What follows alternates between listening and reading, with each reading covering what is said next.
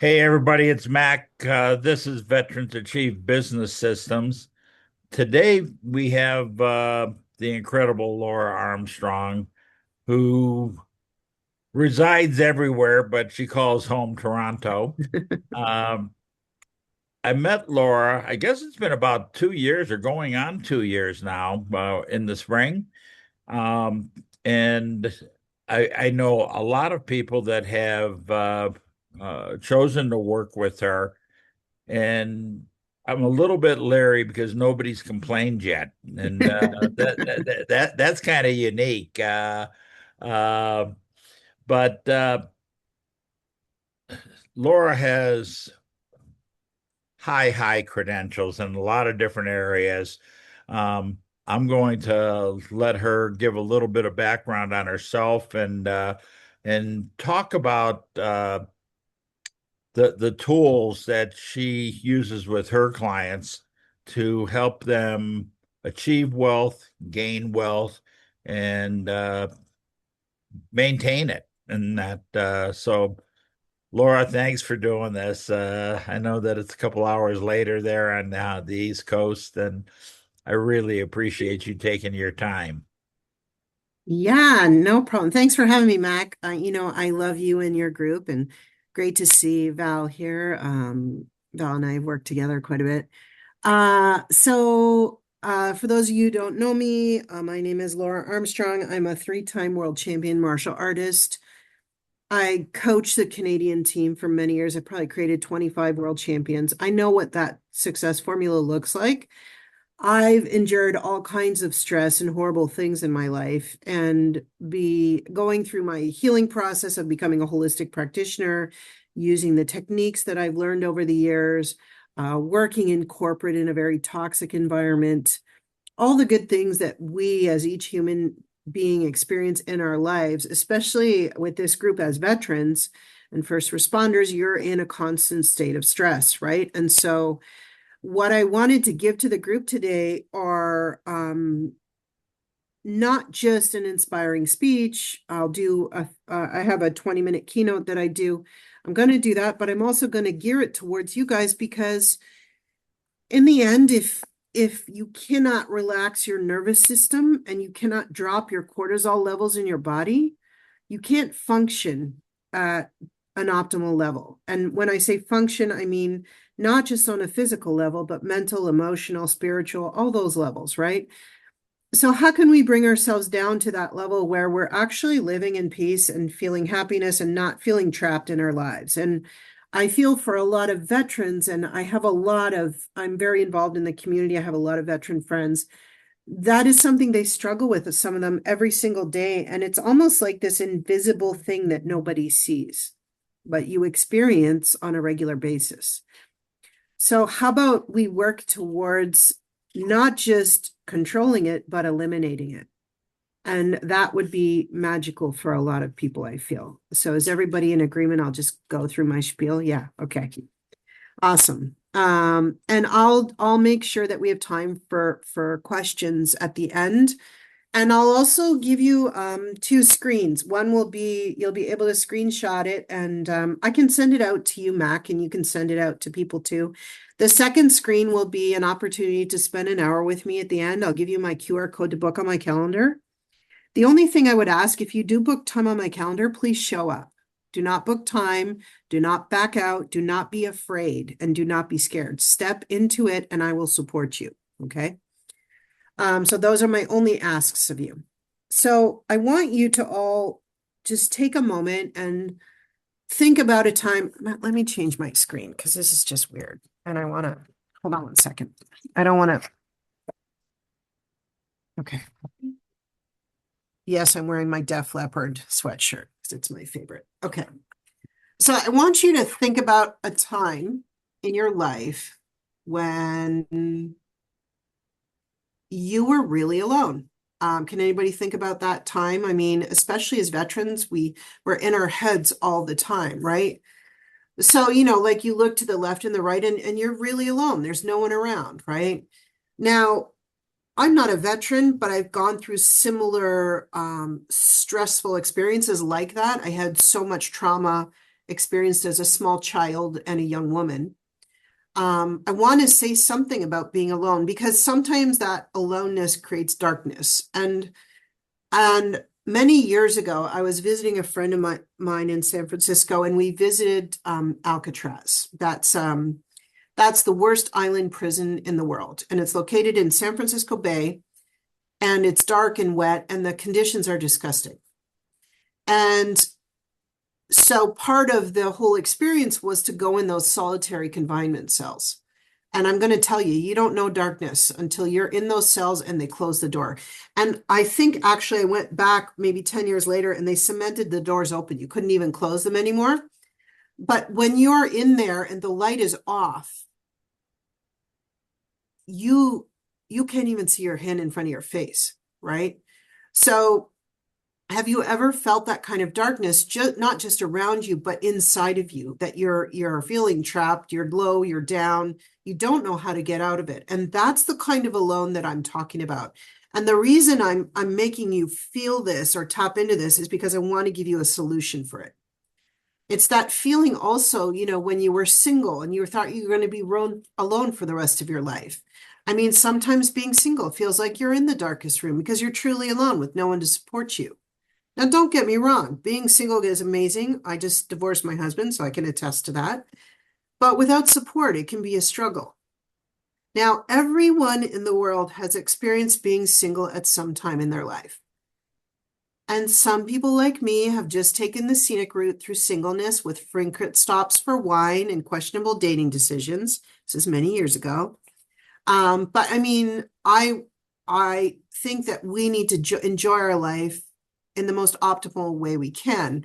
And we shouldn't let the things that as we grow as human beings and challenge us take over our lives. We want to have some perspective on those things.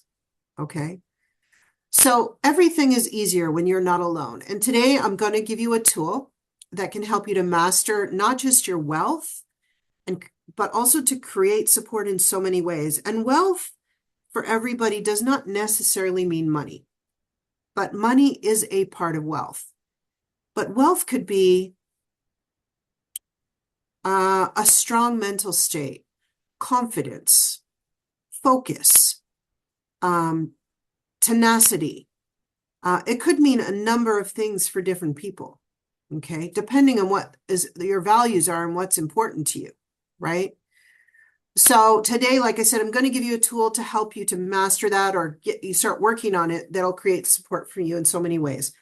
And I want to tell you this story of a challenge that I went through. Now, this story happened probably in my late 20s, and I had been competing internationally probably for about 8 years. And the World Championships and I compete in full contact weapons fighting. The World Championships only happen every 2 years. And Mac has already heard this story, and so has Val. And I think maybe a couple of you. And so I qualified for the Canadian team. There were 12 of us on the team. And if you know anything about professional athletes, it's a 12-month ramp up from when you start. You watch your diet, your weight, your training schedule, your mindset, all of it. Okay. And you ramp up to those for 9 months to compete for those 2 days. So we do our, 9-month, 10-month training. We're on the other side of the world in Manila, Philippines at the World Championships. And 2 things happen. First, our coach steals all our money. Okay. No money. Secondly, he leaves. He's like, I'm not coaching you anymore because we called him on stealing the money. So he left. So here we are. There's 12 of us. Now, let me give you some context here. So the last 8 years, I had only ever won silver and bronze, silver and bronze, silver and bronze. Now you may be thinking, well, Laura, there's third world problems and then there's you winning a gold medal. But for me, that was my struggle. And our struggles are always individual, right? Why couldn't I do it? What was wrong with me?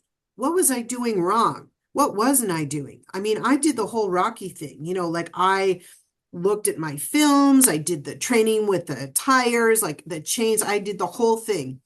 And I just couldn't seem to win the gold. So I decided that on this trip, this was going to be my moment. So, of course, all this happens, and I gather everybody up together because I'm, of course, the troublemaker on the team. And I say, all right, everybody, what are we going to do here? Are we going to DQ, which would be disqualify, which would mean we never get to compete. Nothing happens. We go home. Or are we all going to go home with gold? Because I was ready, but I wanted the team to be with me too. And of course, everybody's face lights up and says, we're all going to go for home for gold. We don't care what happened. Great. So everybody goes out to the prospective fights. So let me give you some context around the fights. Fights are 3 rounds. They're 1 minute each, and it's full out for that minute. Okay. So the day goes by. I get into the gold medal round. I've probably had about 25, 26 fights now. Okay. I'm exhausted. So I get into this last fight. The first 2 rounds go. They were pretty even. I thought I did okay. And the third, so then we're having our 30-second break between the third round. And I have this moment of me looking across the ring, and there is my team. And let me just qualify this. When you compete, it's very much an individual sport, but it's also very much a team sport. And I had never really tapped into that. So there was this moment of looking across, and there they are. You've got this, Laura. You can do it. It's your time. You know, this is your year. And I look over and I just kind of smile, and the whistle blows and the round starts. And so I am so tired, I can barely lift my arm, my weapon. But what I realize very quickly is my opponent is more tired than I am. Okay. So I don't know what I did. I must have sucked all the energy out of my team because I went after this person. And the minute is up, the whistle blows. It was the longest minute of my life. And as we're waiting for the scores to come in, the ref is holding our hands. And all of a sudden, my hand goes up and he says, world champion, gold medal winner. And it's that moment of when something you've waited for so long happens that you almost can't believe it. I was frozen.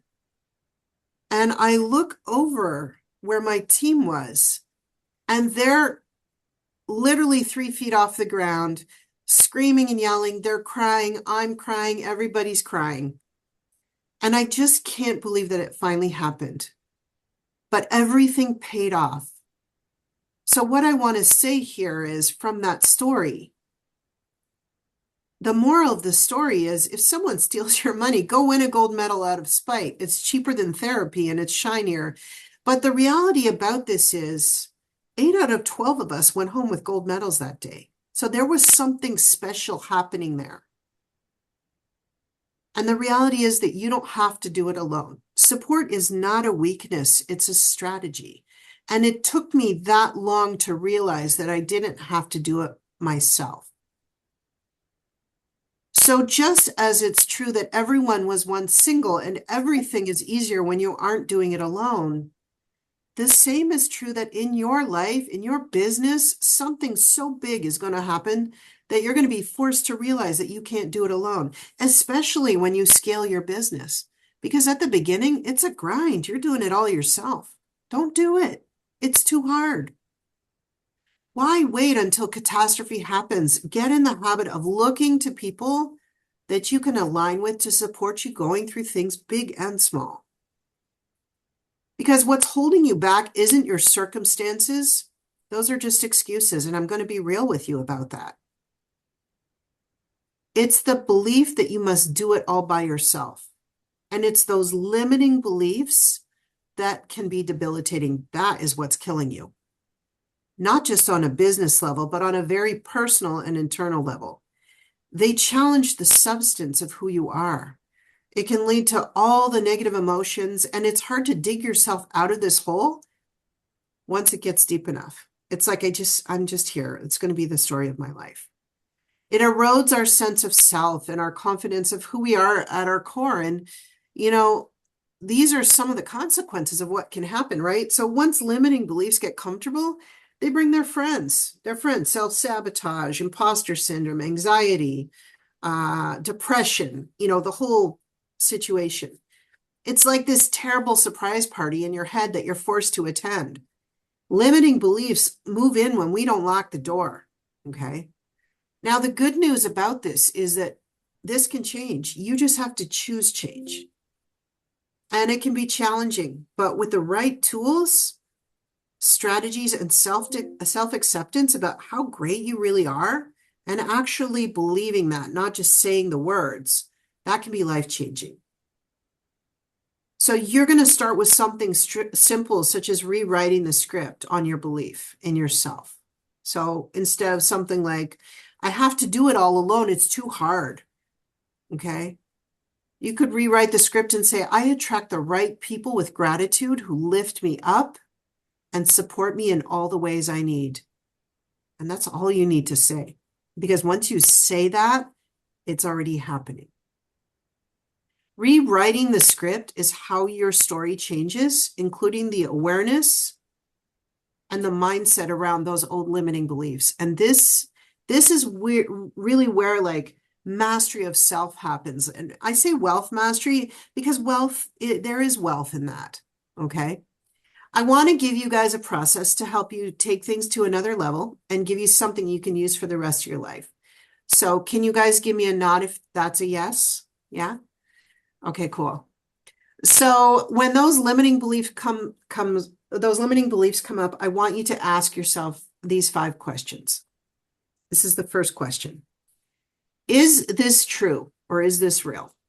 Okay. Or am I overthinking or obsessing on the hamster wheel of life because my brain loves making a big deal out of nothing? The stories we tell ourselves and we believe in our brain are unlimited. So is it really true? Is it really real? Okay, I'm not saying it's not, but look at that. The second one would be, is it mine? Or does it feel like an emotional hand-me-down? You know, like those old corduroy jumpsuits you were forced to wear as a kid that you got from your older sibling. Yeah, that would be me. The third question is, does it serve me?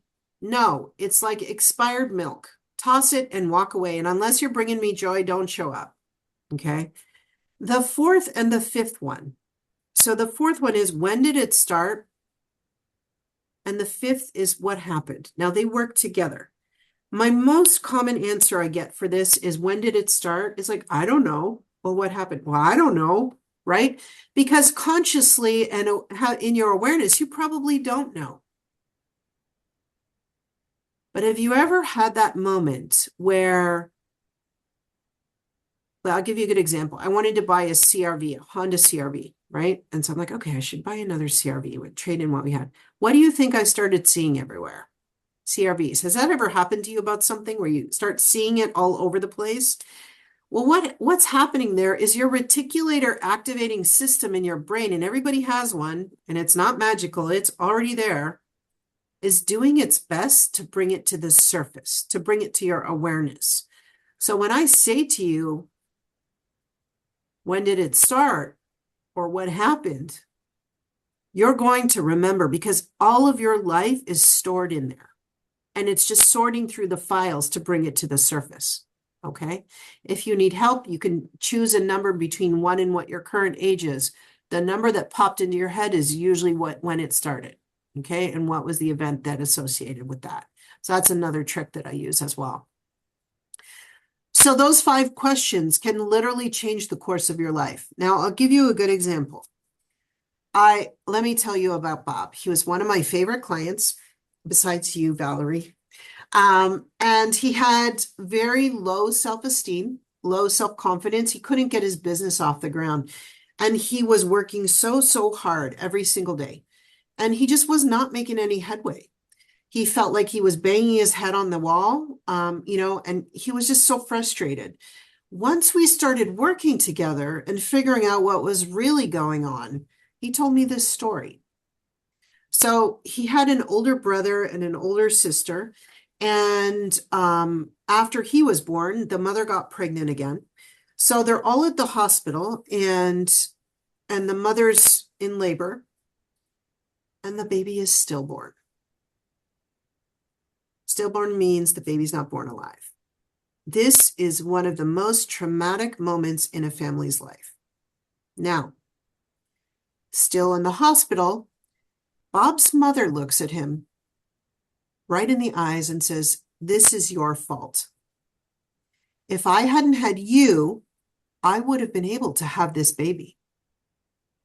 Now, she said this to Bob every day for years and years and years. Isn't it any wonder that he started to believe it, that he wasn't good enough, that he deserved to die? As an adult, he ended up getting divorced because in his case, he just didn't have enough self-confidence. He wasn't the man he wanted to be, and this reflected in every area of his life. Now, when we started working together, we cleared all of this negativity and those old beliefs that he had and had been given by his mother, and they weren't his, right? But he wasn't aware of it till we started talking about it. He started making money. He started leading workshops, and I saw that he led this workshop, and I'm like, what the heck, Bob? He's like, I know. It's awesome. He was literally stepping into his own power, and it's just a matter of time until someone figures out how amazing he is. And I don't even have to tell you the update is he just got married to this beautiful woman that I know very well, and they are so happy together because he's willing to have that. He walks around with his head held high, and he knows how amazing he is. Now, for all of us here on the call, you've already started this process with me. You don't have to wait till you get home or off this Zoom. Ask yourself, is it acceptable to stay where you are? I encourage you to take those limiting beliefs that you have, go through those questions, and crush those limiting beliefs like a winning fighter in a martial arts tournament. You can do it. My challenge for you is to think of one limiting belief and go through that process so that you can rewrite the script about your belief and create something so powerful that you become unstoppable. You remember that story at the beginning when I was in Alcatraz and I was in that dark, solitary confinement? Once they turn on the lights, I mean, it was only for like 30 seconds, but it was such a relief to be able to see and get out of that cell. And suddenly the world looked very different to me. So I would ask you, are you ready to come out of your solitary confinement cell and embrace your potential and accelerate your health and your wealth? It's already begun with us on the call today, and you don't need to wait till you get home. You have a rare opportunity to take true action here with everything we just experienced together and all that happened in just a few minutes. Isn't it time for you to become the world champion of your life and your business? And this is what I would like for you more than anything else. And that's what I've got for today. And I'll put up my screen so that you can take a screenshot of that. And I'm happy to take any questions anybody has.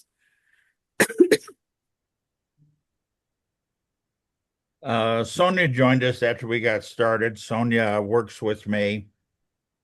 Oops. All of a sudden, your screen started sharing, Laura. Sorry. Yes. Sorry. um, Sonia's down in Tampa, and she has her conference. I know that she will have input, which is always welcome. One of the things that I would say is, and I've thought about this a lot over the years, um, any of us can be a victim. Mhm. And that my dad left when I was 2. I got kicked out of the 6th grade for fighting because I was an angry kid. On and on. I wanted to be a father and a husband. I tried for 30 years, including divorcing my first wife and remarrying her because she said that she understood what we had to work for. I divorced her the second time. I met the love of my life who died 6 years after we were married. Uh, and I could, be depressed. I have a lot of friends that work with PTSD issues and military suicide. And I have one friend that checks in with me all the time because that's what she does for her career. And I said, I'm not depressed. I look at my life, even the short time with Gail, that she made me a better man. Mm. And we all see people that they're so down they never get back up and that they never take a step forward. And in what I know about you, Laura, which I would like to know more, is that I think you have a similar attitude to me that, yes, you might get knocked down, but you keep getting back up, you keep going forward, you keep fighting through everything that goes along with it. And I really appreciate the input and that you're offering today. Yeah, so I just put that, I'll send these screens to you too, Mac. You can send it out to your group. This is the QR code if you want to book time with me. And then the other screen is the 5 steps for the limiting beliefs. So you can send that out to your group as well, and I'll Okay. email it to you if that's helpful to them. So has everybody got this? I can stop sharing the screen. There we go. Yeah. Yeah, I mean, I remember when I was testing for my Aikido black belt. I mean, I probably quit 3 times. I was just done with it. It was too hard. But something inside of me, there has to be something inside of you that wants something so badly that you'll do anything to get it. And when it's a situation where you're in extreme trauma or traumatic situations for an extended period of time, life can tend to become a little bit hopeless. And so having that support is so key. And that's why I always tell that story, because if you don't have the right people in place, it's too hard to struggle alone, right? And I don't think that we need to do it that way. It's just being able to be vulnerable enough to receive people's help and support. And sometimes it doesn't even mean that. It's just having someone around that makes you feel comfortable. So you're setting the boundaries around that, no one else. Yeah. I'd like to say, Laura, thank you for being here and for holding this space with us with your knowledge and expertise and your tips, tools to help us in our daily life. Because I want to share with everyone, I met Laura, I think over a year and a half ago. Maybe it's been a year only, but I'm telling you, she's a powerhouse. She has really opened me up and made me reflect on where I was at in my own life. And I was stuck in the gap. And she saw that. And just by her saying a few things to me when we were at a conference, and I think maybe on a conversation we had, my life is transformed. I've got like a spider web of network now with so many different people. And my husband and I are doing a conference. I've got a book coming out for veterans. I've got a nonprofit that I just started in September that I'm launching in January. And then, just all the other things I'm involved in. Thank you, Laura. You were that spark plug You're that I welcome. didn't know I needed. That's the thing. Like, we're in our own lives and we can never usually see our own stuff, right? Like, because we're in our own way. And that's okay. That's why we have that support network, right? And you are all that for other people, whether you know it or not. You're not just the one needing support, you're that for other people. And who are the 5 people that you're hanging out with the most? That's another question I'd ask myself. Because if Mhm. those people aren't serving you, find new people. We don't always recognize the words that we give to somebody that can change their life. It's not like somebody comes back 5 years later and says, it was what you said to me on that Tuesday at 10, 11 Right. o'clock in the morning. Yeah. We need to go out there and be sincere and honest in the approach. Um, Several of you have heard me talk about my 90-10 rule. I had a young lady that's part of a chief come up to me at another meeting, a different group, and she had seen me on some Zooms, and she introduced herself. And she said, Mac, what do you think about a chief? I said, what do you mean? She goes, well, not the group, but the people. I said, oh, that's easy. 90% are honest and sincere. They care about what they're doing, but they also care about what you're doing. 10% just want to sell you something, If you don't buy, they'll never talk to you again. But we have to identify the 10%. So we're not sending them to Mhm. somebody that is in the 90%. And if they get taken advantage of, they may fall down and never get back up. Yeah. And I think that's our duty to help pay it forward, not and give people that little lift or kick in the ass or whatever it is that takes them to picking up their pace and hopefully paying it forward. Well, and I'd like to say I've worked with Laura, and she made me go back to my 0 to 10 years. And I had these prompts I had to say, and I kept saying, I don't want to say these anymore. I'm sick of it. I'm sick of it. I'm sick of it.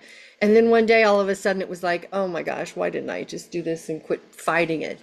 And it just made such a change in my life looking at that time period that I was freed. And actually, I got freed the rest of my days. It was just a very incredible experience for me. And I so appreciate Laura. Thanks, Val. We had Congrats. fun too.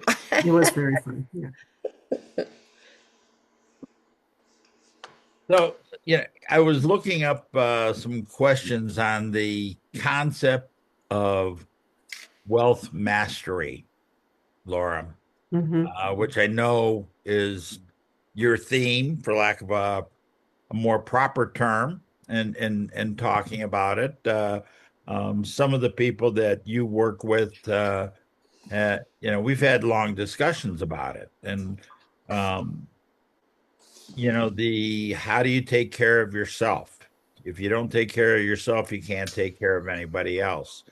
Um, yeah, I guess the mindset, and without getting too foo-foo about it, having a positive attitude and reinforcing that with yourself truly is very important. You talking about um, the challenge of winning bronze and silvers, and so many people would look at that, well, I've accomplished something, but you saw it as there was still a step further that had to be taken, and that you had to do whatever it was that you did to step over that last hurdle. Yeah, it's interesting because there are three things that when I work with my clients, that I notice in almost everybody that they need help with. And like, this is the thing, like I said, like it's hard to see those things yourself because you're in your life, right? And the first thing would be their mindset. So what is your, not just your money mindset, but what is your mindset? Like, what is your level of deserve? Like what do you deserve to earn? Like what do you deserve in your life? Like what do you, because most of us don't think in those terms. I deserve all of it because I'm worth it. So understanding what your level of deserve is very important. So and mindset. That's the first thing. The second thing would be whatever you're doing, what does it mean to you? Like, are you aligned with it? Or are you just throwing spaghetti at the wall? Because I mean, look, people only want three things: more money, more time, better health. And that means family, relationships, whatever. If you position anything that you do, at least one of those things properly, you have a gold mine, because you will not only earn a lot of money, but you will be able to make the impact that you're looking for. So you need to make sure that your vision or your whatever you're doing is aligned with you as a person. You must know what your why is. And your why is made up of two things. The first is your purpose, and the second is your drive.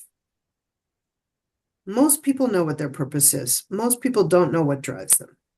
They don't know why they get up in the morning. And until you have those two aligned, business will be too hard, because then again, you go back to throwing spaghetti at the wall. So that's the second thing. The third thing, and we talked about it today, is destroying limiting beliefs. And I'm not talking about understanding them, because we don't really care about understanding them, talking about them, ruminating about them. Let's just get rid of them. Okay. So getting rid of them is the key. If you can get rid of and I can do it. I'm a genius at it. Without ego, I say that I've done it a dozen times, more than a dozen times. I've done it my whole life. And so getting rid of those things gives you the freedom that you deserve to live your life at a level you can't even imagine right now. Mm-hmm. Right. And so what would that look like? If you had unlimited money, where would you be? What would you do with that money? Right. Like, so that's really what can change your life. Those three things I see over and over again. And I see people step into their power and take it back from others. Because when we don't feel empowered, that's those limiting beliefs. That's the surprise party in your head. It's all that stuff. That stuff takes up space and it takes power away from you. You have to own your own power. And until you do that, you cannot become unstoppable. Mm-hmm. That's my spiel. You know, so many of the purpose, I guess, that I'm doing what I'm doing here with the veterans is I was involved in some other veterans groups, and I was really disappointed. I've come to refer to them as yellow pages for Facebook.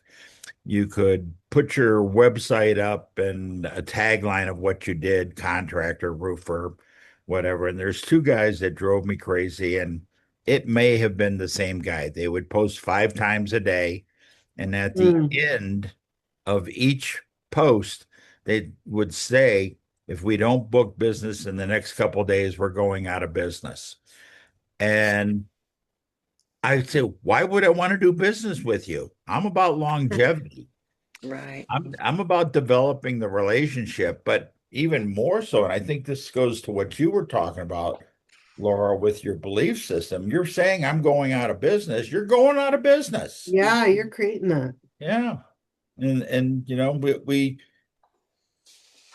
need to believe in our positive strengths. But if we say it with that belief, others are going to believe it also. Right. Yeah, your words have power. Don't forget that, right? So what Yeah. do you really want to say? What do you really want to create? Not Sonia, woulda, coulda, shoulda, maybe. yeah, It's like, I Sonia, know I am, and this is happening now, right? yeah, Sonia, Yes. you if you and Laura could put your conference information into the chat. We have a couple new people. Steve, we've seen for a little bit now, but he's still a rookie. Ryan is brand new. He's out of Ohio. Shakira, I saw you the other day, but I'm not exactly sure where you're She's in located. Toronto with me. Oh, okay. Oh, okay. Well, that makes sense. I feel the vibes. So that's awesome. But um, the next conference, we won't be back in Denver until June, but we do have Tampa in the first week of February, and if I remember correctly, Laura, Toronto First is week in May. first week of May. We don't have a link for that yet, though. We will. Oh, okay. Yeah. And that any other questions, input, I want Sonia? to add something to what Laura's talk was today. Um, one of the, I've done this 5 question thing several times. And it's really helped every time something else new comes out that you may not realize it might be under the surface or might be deep down. But I was having problems with, I thought, money, and I felt like I had a block because I could never make what I wanted to make. And then I had to hear what words I was saying. If you say never, it's not going to happen. Mm-hmm. And then I had to look back and figure out why I had a block with money. And I had a breakthrough this weekend. I had to go back and look at traumas that I've had in my life that may be associated with money. And I figured out what it was. Mm-hmm. That, being poor my whole life, moved around a gazillion times because my stepfather always was dreaming, for that next, get rich quick scheme, Mhm. and Mm.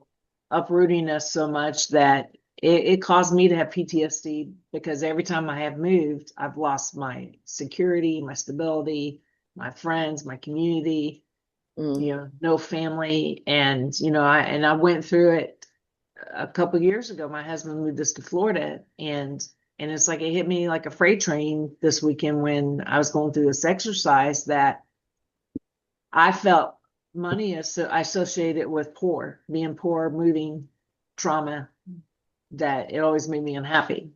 And I didn't want to be in that space. And so then I thought, well, who gave me that? And I realized it was my stepfather. Well, he's not even a part of my life. He's Mm. um, not allowed in my life, because like Max said, or maybe Laura said, the 5 people, who are the 5 people in your core circle of your life? And Right. it really matters who that is. And so, I would add on to what Laura has taught us today, is to go back and look at what pains or traumas or things have you thought were holding you back, and then go down and ask yourself why, just keep drilling down, why, and you're going to get to the answer. Took me over Yeah. 50 years to find It's that funny out. because one of the people yeah, one of the people that I work with is a veteran. And one of the things that we worked on is I actually did a special column when we did limiting beliefs on PTSD. And we went through everything that was causing her PTSD and we cleared it. And it was just this amazing transformation, because she thought those things were going to be with her forever. Right. Mm. So the freedom that Mm. she could have was amazing. So yeah, it's interesting. Well, thanks for having me, Mac. Yeah, Does anyone well, have any other you. questions? huh? Pardon me? Anybody have any questions for Laura? Well, I thank everybody for showing up. Again, we will not have a call next week because of the U.S. Thanksgiving. And I know our Canadian friends will be at least eating pumpkin pie.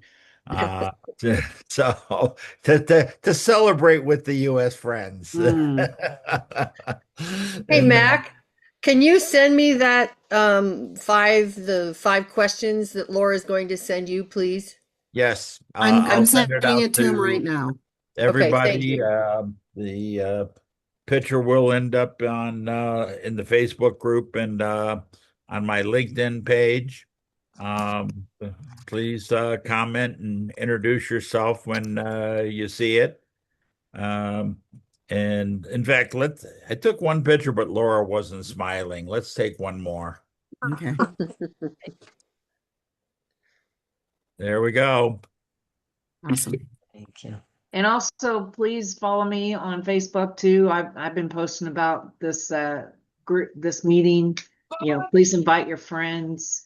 We're a growing group, and it's pretty exciting. And we'd love to have our community even bigger. So please share and invite with your friends if you see our post on Facebook or LinkedIn. Yeah. All right, all. I'm gonna stop the recording